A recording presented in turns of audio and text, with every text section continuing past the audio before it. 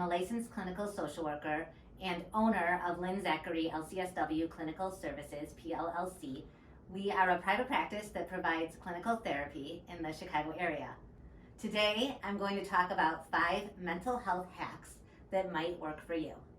Disclaimer, each of the 5 are not going to work perfectly when you look at them individually. It's taking the 5 and also remembering that one component of the value of a deep breath.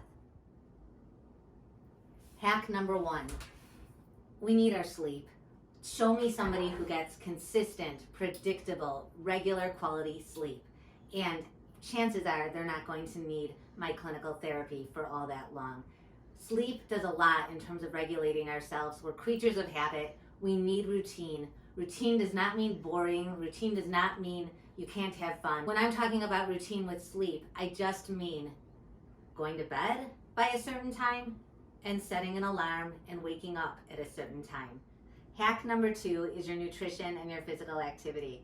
I've often hierarchied mental health needs as beginning with sleep, and then nutrition and physical activity will fall into place because you're regulating your appetite, you're thinking of food as fuel, you're planning your meals, you're not eating rush standing up, you're not being impulsive with those choices. And then same with the physical activity. If you're getting more sleep, you have more energy and you can take a walk. You can even do some intentional exercising. All of these things together are going to help your physical health and your mental health. Hack number 3 is your mindset. It's also easier to wake up when you're looking forward to your day. What is your mindset? Are you following a gratitude mindset? You've heard about practicing gratitude. It does work. But if that's too out of character for you right now, what is your goal mindset? What are your goals for today, for your future, for right now? What's the practical sense of things that you need to get done? Perhaps that's an easier mindset. Whatever your mindset is, looking at things as something you have control over, something you have choices with, things that you can work towards or be grateful for, be pleased with yourself, be able to feel like you are carrying yourself with self-respect, that things are going well, you did the best you could.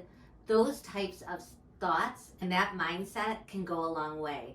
If you're not sure where your mindset is, journaling can also help with that. And if you're not really a journaler, maybe you're somebody who would want to go to therapy. A therapist can ask you all of these questions too and help you get some clarity on what is going well for you, building on your strengths instead of focusing on your weaknesses, building on what's going right, gratitude, versus what's not going right and what you're disappointed about.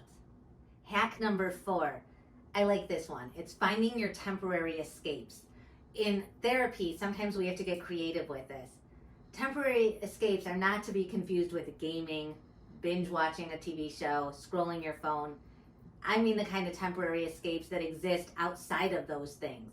Is it something you're doing independently, reading a book, taking a walk, doing something creative? Or even better is when you have somebody to laugh with, somebody to get out of your head with, or even if you're talking in a deep conversation with some vulnerability, it might still feel really rewarding and really good.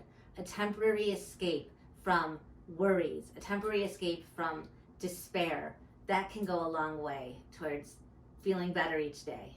Hack number 5 is being self-reflective, but let me explain. Self-reflective to me, as a therapist and as Lynn, is also being very curious. I'm being curious about the world. I'm being curious about what's going on. I'm curious about what I can learn more about. I'm curious about you. I'm curious about the people that I care about. That's going to lead to a lot of curiosity about myself. That's going to allow me to see where I stand with all of these things and why, and where's it coming from, and is it something that I like about myself or something that I want to maybe work on about myself. And having good self-worth and feeling worthy is something that people don't take lightly. We want that feeling.